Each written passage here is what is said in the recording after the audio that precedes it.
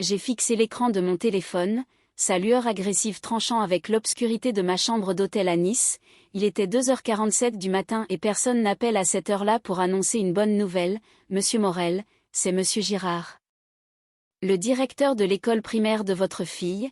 Je suis navré de vous appeler si tard mais nous avons une situation urgente avec Léa. Mon cœur s'est arrêté car j'étais à l'autre bout de la France pour un congrès médical où je devais intervenir le lendemain matin alors que Léa était à la maison à Paris avec ma femme Julie et ses grands-parents à des centaines de kilomètres de moi. Qu'est-ce qui s'est passé?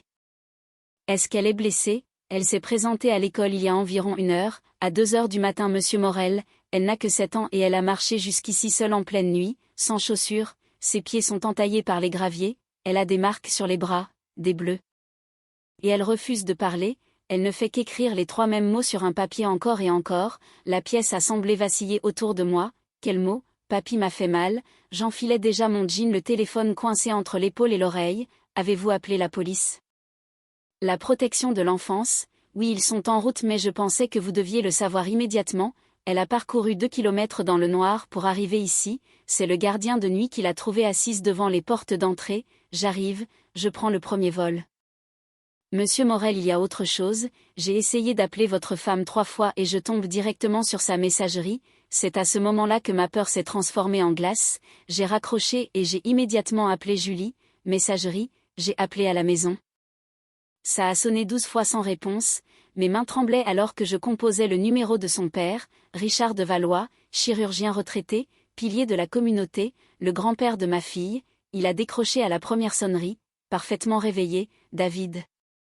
C'est un peu tard pour un appel de courtoisie. Où est Léa? Ma voix ne ressemblait plus à la mienne. Léa, elle dort je suppose. Pourquoi? Non, elle ne dort pas, elle est à son école à 3 heures du matin, seule, blessée et couverte de bleu. Qu'est-ce qui s'est passé bordel? Un silence. Beaucoup trop long, je suis sûre qu'il s'agit d'une erreur. Julie et les enfants vont bien? Je suis allée les voir à minuit avant de me coucher. Les enfants? Léa est votre unique petite fille? Un autre silence, une façon de parler. Écoute David, je n'apprécie pas d'être réveillée par des accusations. Le directeur a appelé la police, ils sont avec Léa en ce moment même alors je vais te le demander une dernière fois. Qu'est-ce qui s'est passé? Cela ne regarde que Julie et toi, je ne m'implique pas dans vos choix éducatifs. La ligne a coupé, j'ai fixé le téléphone. Mon cerveau refusant de traiter ce que je venais d'entendre, pas impliqué, Léa était dans une école au milieu de la nuit traumatisée et il venait de raccrocher. J'ai appelé ma sœur Sandrine, elle a répondu à la 4e sonnerie d'une voix ensommeillée. David, qu'est-ce qui ne va pas? Je lui ai tout raconté et à la fin elle était totalement alerte. Je suis à 20 minutes de cette école, je vais chercher Léa tout de suite. La police et la Sandrine, l'aide sociale arrive, ils ne te laisseront peut-être pas passer, c'est ma nièce. Elle est terrifiée et je suis avocate en droit de la famille David, je sais exactement quoi dire. Concentre-toi sur ton retour. Elle a raccroché. J'ai réservé le premier vol au départ de Nice à 6 heures du matin, 4h30 d'attente puis le vol lui-même. Je ne serai pas à la maison avant la fin de matinée. Ma fille de 7 ans avait marché seule dans les rues sombres de Paris à 2 heures du matin pour échapper à quelque chose de si terrible qu'elle ne pouvait même pas en parler et j'étais à des heures de distance. J'ai rappelé Julie, messagerie. J'ai envoyé des textos, rien. J'ai appelé ma belle-mère Françoise, pas de réponse. Je suis resté assis sur le bord du lit de l'hôtel regardant les minutes défiler, me sentant plus impuissant que jamais. Sandrine a rappelé à 3h30, je l'ai avec moi. La police s'est montrée compréhensive quand j'ai expliqué la situation. L'assistante sociale l'a interrogée et a pris des photos des bleus. Ils sont étendus David, sur les bras, les jambes, le dos. Elle a une marque de main sur l'épaule de la taille de celle d'un adulte. Je n'arrivais plus à respirer. Elle ne parle toujours pas, a continué Sandrine d'une voix tendue par une fureur contenue, mais elle écrit, elle m'a laissé une note disant Papy se met en colère quand je pleure, il dit que je fais trop de bruit, il m'a mise dans le cellier froid, le cellier froid. Leur réserve au sous-sol, tu sais celle qui n'est pas chauffée avec un sol en béton, ils l'ont enfermée là-bas David, en plein mois de février pendant des heures, j'allais vomir, où est Julie? Est-ce que Léa a dit quelque chose? Elle a écrit que maman était partie à une soirée avec mamie. Elle ne savait pas où, elles sont parties à 19h en disant à Léa de rester avec papy, elle n'était toujours pas rentrée quand Léa s'est enfuie. Une soirée, Julie était partie s'amuser en laissant notre fille avec son père, l'homme qui venait de l'enfermer dans un sous-sol glacial. Emmène-la chez toi, ai-je dit d'une voix creuse, ne laisse personne l'approcher, note tout, Je serai là dès que possible, c'est déjà fait, je prends des photos et je garde ces notes et David il y a autre chose, quoi? Léa avait sa tablette avec elle, elle enregistrait des mémos vocaux. Je pense qu'elle avait peur et qu'elle essayait de laisser des preuves au cas où quelque chose lui arriverait. Ma fille de 7 ans avait planifié la preuve de son propre meurtre potentiel. Envoie-moi tout, je rentre, le vol a été les 4 heures les plus longues de ma vie. Je ne pouvais ni manger ni dormir, je ne faisais que lire les notes de Léa que Sandrine m'avait envoyées. Papy dit que je suis un fardeau, maman dit que je dois être reconnaissante, papy nous aide, j'ai essayé de ne pas faire de bruit mais j'avais faim. Le cellier est noir et je ne peux pas atteindre la lumière, je suis désolée, je suis méchante, elle n'avait que 7 ans, les enregistrements vocaux étaient pires. Je les ai écoutés avec mes écouteurs, les larmes coulant sur mon visage alors que le passager d'à côté faisait semblant de ne rien remarquer. La petite voix de Léa chuchotait: on est mardi, papy a dit que je n'avais pas le droit de dîner parce que j'ai renversé mon jus. J'ai dit pardon mais il dit que ça ne suffit pas, maman est au yoga, j'ai vraiment faim. Un autre disait: papy m'a attrapé le bras très fort aujourd'hui, ça fait mal, il y a un bleu qui ressemble à des doigts, je l'ai montré à maman. Elle a dit que je marquais facilement et d'arrêter de faire du cinéma, et le dernier enregistré à 1h47 la nuit de sa fuite, il m'a encore enfermé dans le cellier, je suis ici depuis le dîner, il fait si froid, je ne sens plus mes pieds, j'ai peur.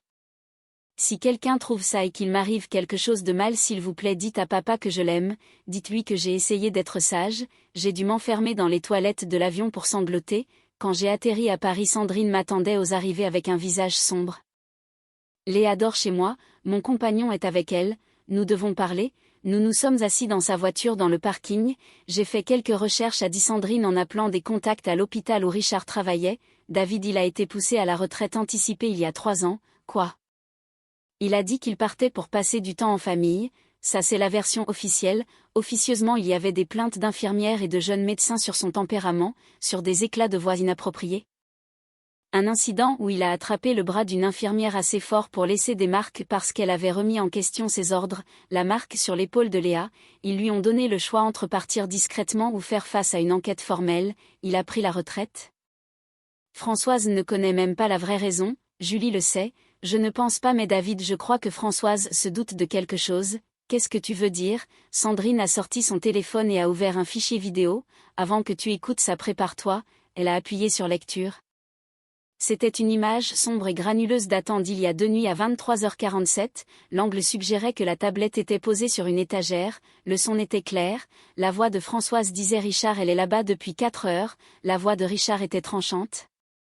Et elle y restera jusqu'à ce qu'elle apprenne que cet enfant est manipulatrice, elle fait ça pour attirer l'attention, elle a 7 ans, c'est un fardeau, Julie était censée la surveiller mais non elle a encore dû sortir me laissant gérer les gémissements constants de la gamine. Peut-être que si tu ne perdais pas ton sang-froid, ne commence pas, tu sais quel est le problème David la gâte trop, il lui fait croire qu'elle est spéciale, elle n'est pas spéciale c'est l'erreur de Julie que nous payons tous. Un silence puis Françoise plus basse a dit je vais aller voir comment elle va, tu ne feras rien de tel elle doit apprendre que pleurer ne mène à rien, laisse-la geler encore un peu ça lui forgera le caractère, la vidéo s'est terminée, j'étais sidérée, il y en a d'autres a dit doucement Sandrine. J'ai trouvé 12 vidéos, Léa enregistrait depuis des semaines, elle cachait la tablette derrière des livres et les fichiers montaient automatiquement sur le cloud, elle m'a montré vidéo après vidéo la cruauté de Richard, lui l'attrapant brutalement, lui hurlant dessus pour des broutilles. Lui refusant de la nourriture, l'enfermant au sous-sol et sur plusieurs vidéos Julie était là, un clip montrait Léa montrant un bleu sur ses côtes à Julie qui levait à peine les yeux de son téléphone en disant tu dois être plus prudente Léa papy nous aide le moins que tu puisses faire c'est d'essayer de ne pas l'énerver, une autre montrait Julie et Françoise partant dîner alors que Léa pleurait s'il vous plaît ne me laissez pas avec papy et Julie répondant Léa arrête d'être difficile nous serons de retour dans quelques heures reste dans ta chambre et sois calme. Mais il se met tellement en colère, Léa ça suffit on y va comporte-toi bien, j'ai regardé ma femme franchir la porte alors que notre fille la suppliait de ne pas partir, je vais vomir ai-je dit, Sandrine m'a tendu une bouteille d'eau, il y a autre chose que tu dois savoir. J'ai obtenu les relevés téléphoniques de Julie, la raison pour laquelle elle ne répondait pas à tes appels c'est qu'elle était à l'hôtel avec un certain Marc Chen, le monde a encore vacillé, elle a une liaison depuis 6 mois d'après les relevés. Elle dort à l'hôtel 2 ou 3 nuits par semaine en te disant qu'elle est chez ses parents pour les aider mais en réalité elle laissait Léa avec Richard et Françoise pendant qu'elle était avec son amant, c'était donc pour ça que nous restions autant chez ses parents.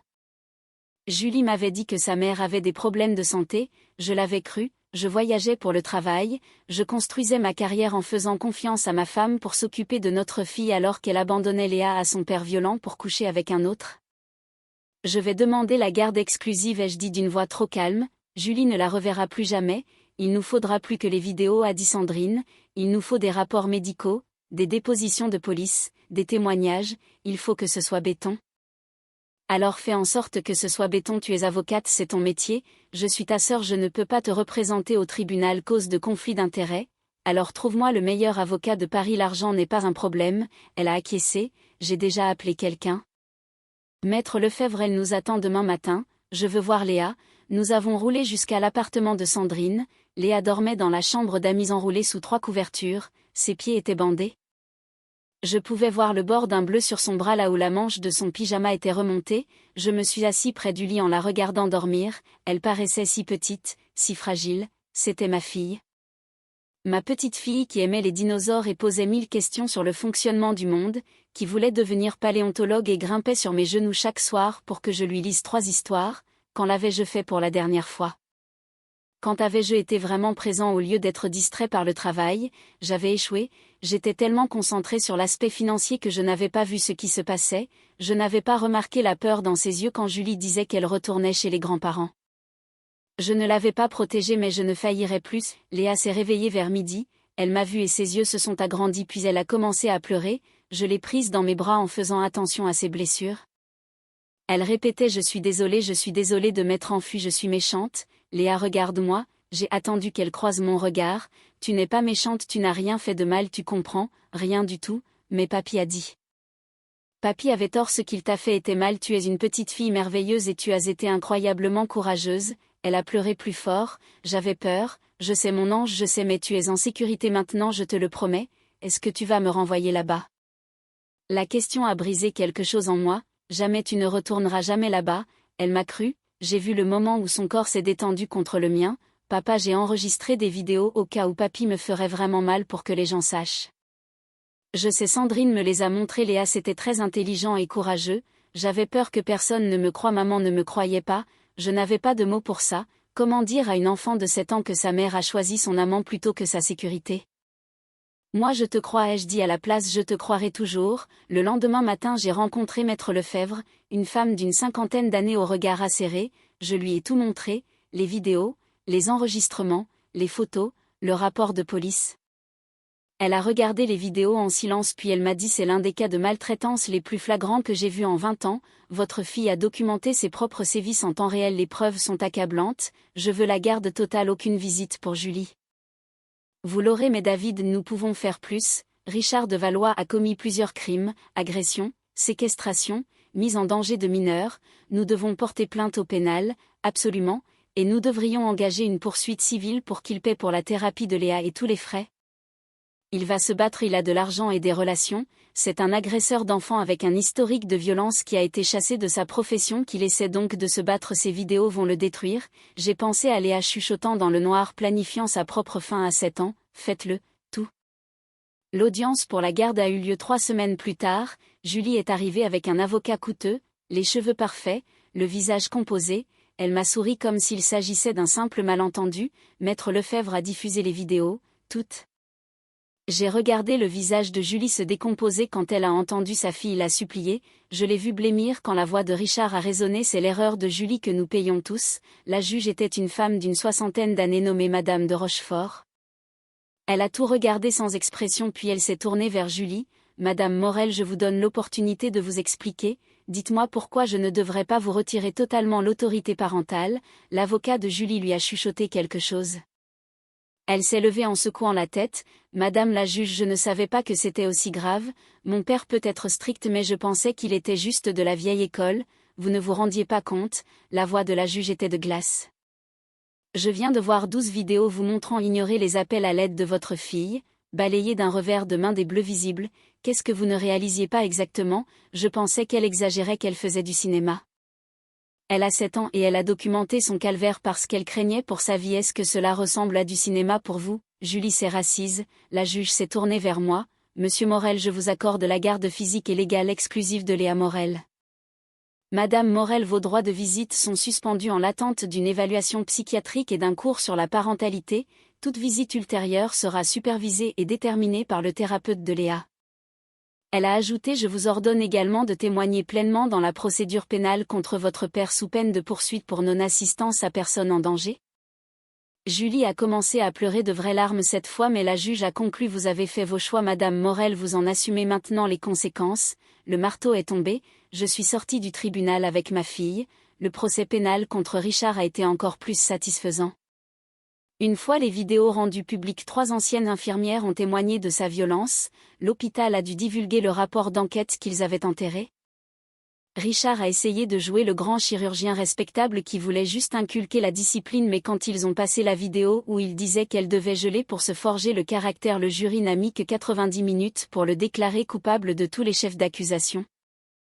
Il a pris 18 mois de prison ferme. Ce n'était pas assez à mon goût, mais le voir partir me notait alors que Françoise sanglotait dans la salle à aider. Françoise a essayé de me contacter pour s'expliquer, disant qu'elle aussi avait peur de Richard, mais je n'ai pas répondu. Elle aurait pu appeler la police ou m'appeler au lieu de regarder son mari torturer sa petite fille. Julie aussi a envoyé des mails hebdomadaires disant qu'elle aimait Léa et que Marc n'était rien. J'ai tout transféré à mon avocate comme preuve de harcèlement. Après 6 mois, elle a arrêté. Léa a commencé une thérapie avec le docteur Simon qui a été merveilleux. Il a fallu 3 mois pour qu'elle parle du cellier et 2 autres pour qu'elle dorme sans cauchemar, mais progressivement j'ai vu ma fille revenir. Elle a recommencé à rire et à parler de dinosaures. Un soir, 9 mois après cette nuit terrible, elle est montée sur mes genoux. Papa, oui ma puce, je suis contente de m'être enfuie. Je l'ai serrée fort. Moi aussi Léa, moi aussi. À l'école, la maîtresse a dit que le courage c'est quand on a peur mais qu'on fait quand même ce qui est juste. Est-ce que j'ai été courageuse? Tu as été la personne la plus courageuse que je connaisse. Elle est restée silencieuse un moment puis a demandé: et toi, est-ce que tu es courageux? J'ai avalé la boule dans ma gorge. J'aurais dû te croire plus tôt, j'aurais dû voir ce qui se passait. Mais tu m'as cru quand ça comptait le plus, a-t-elle dit avec ses grands yeux bruns. C'est ce que tata Sandrine a dit. Elle a dit que croire quelqu'un qui dit qu'il a mal est l'une des choses les plus importantes qu'on puisse faire. Tata Sandrine a raison. Aujourd'hui, 2 ans plus tard, Léa a 9 ans et elle s'épanouit. Elle a des amis et joue au foot. Elle a des visites supervisées avec Julie 1 fois par mois. C'est Léa qui les a demandées et le docteur a pensé que ce serait sain. Je reste dans la pièce à chaque fois. Julie essaie vraiment, mais le mal est profond. Léa est polie mais distante. Elle l'appelle Julie maintenant, plus maman. Richard est sorti de prison après 14 mois et n'a pas le droit d'approcher Léa à moins de 500 mètres. Sa réputation est détruite, son héritage médical ruiné. Parfois je me réveille en sueur en pensant à ce qui se serait passé si elle n'avait pas couru dans le noir, mais je la vois dormir paisiblement entourée de ses peluches et je me rappelle ce que j'ai appris. Écoutez les enfants, croyez-les quand ils disent qu'ils ont mal. Ne balayez pas les bleus ou la peur d'un revers de main, surveillez les signes, l'enfant qui devient trop calme ou qui ne veut plus aller à certains endroits. Si vous êtes l'adulte de confiance dans la vie d'un enfant, prenez cette responsabilité au sérieux, vous êtes peut-être la seule personne qui puisse l'aider. Léa a eu de la chance d'avoir Sandrine et ce directeur qui a appelé à 2 heures du matin au lieu d'attendre. Tous les enfants n'ont pas cette chance, alors s'il vous plaît, si un enfant vous dit qu'on lui fait du mal, croyez-le, documentez tout, signalez-le. Ne vous souciez pas des drames familiaux, souciez-vous de l'enfant, car quelque part en ce moment il y a une autre Léa seule dans le noir qui se demande si quelqu'un l'aidera. Soyez cette personne, cela pourrait lui sauver la vie. Hier, Léa est entrée dans mon bureau pour un projet scolaire sur les personnes courageuses de l'histoire. Papa, est-ce que je peux t'interviewer? Moi je ne suis pas courageux ma puce. Si tu le es, tu m'as protégé et tu m'as appris que demander de l'aide est aussi un acte de courage. Elle s'est assise avec son carnet. Première question: que dirais-tu aux autres parents pour garder leurs enfants en sécurité? J'ai réfléchi longtemps et j'ai répondu: je leur dirais que la chose la plus dangereuse est de faire confiance aveuglément. Je faisais confiance à Julie et ses parents parce qu'ils étaient la famille et j'avais tort. Quoi d'autre? Je leur dirais de vraiment regarder leurs enfants, de voir la peur et les changements et d'agir. Et pour les enfants qui ont peur, je leur dirais qu'ils ne sont pas seuls, que d'avoir peur ne signifie pas être faible et qu'il y aura toujours quelqu'un pour les croire s'ils trouvent la force de parler. Léa a tout noté avec application puis m'a fait un câlin avant de repartir dans sa chambre. J'ai regardé sa photo sur mon bureau. Elle sourit, elle est en sécurité. Ma fille a couru dans la nuit pour se sauver à 7 ans. J'ai échoué à la protéger du mal, mais je n'ai pas échoué à la croire quand elle avait le plus besoin de moi, et maintenant chaque jour je travaille pour être digne de la confiance qu'elle reconstruit en moi. C'est tout ce que nous pouvons faire: croire, protéger, agir.